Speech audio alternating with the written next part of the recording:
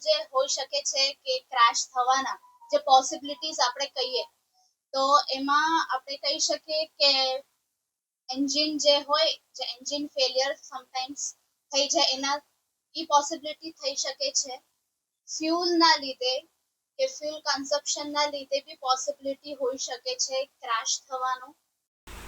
Ahmedabad plane ક્રેશની ભયાવહ દુર્ઘટના બાદ અકસ્માત અંગે જુદા જુદા તર્ક વિતર્ક કરવામાં આવી રહ્યા છે. ત્યારે સુરતમાં પાયલોટ ટ્રેનિંગ સેન્ટરના એવિએશન એક્સપર્ટ દ્વારા એક વિશેષ કાર્યક્રમનું આયોજન કરવામાં આવ્યું હતું, જેમાં વિમાનના ડેમો સાથે ઘટના કેવી રીતે સર્જાઈ હોવા અંગેની માહિતી આપવામાં આવી હતી અને જુદી જુદી સંભાવનાઓ વ્યક્ત કરવામાં આવી હતી, જેમાં ફ્યુલ સપ્લાય, પ્લેનમાં પાવર સપ્લાય બંધ થયા હોવાની શક્યતાઓને વ્યક્ત કરવામાં આવી હતી. આ ઉપરાંત પાયલોટના કોકપિટ ફંક્શન અંગેની માહિતી સાથે કોકપિટ સમજાવતો ડેમો પણ રજૂ કરવામાં આવ્યો હતો.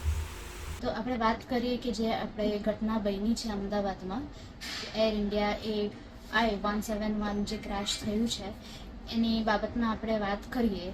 તો એમાં ઘણી બધી ક્રેશની આપણે પોસિબિલિટીઝ રાખી શકીએ છીએ કે જે બોઈંગ એરક્રાફ્ટ આપણું હતું તો એમાં એમ પોસિબિલિટી રાખી શકીએ છીએ કે શાયદથી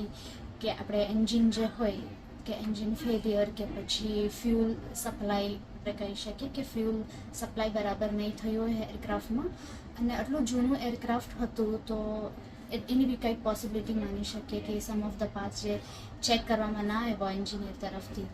તો એમાં બી આપણે પોસિબિલિટી માની શકીએ કે ક્રેશનું કારણ હોઈ શકે છે.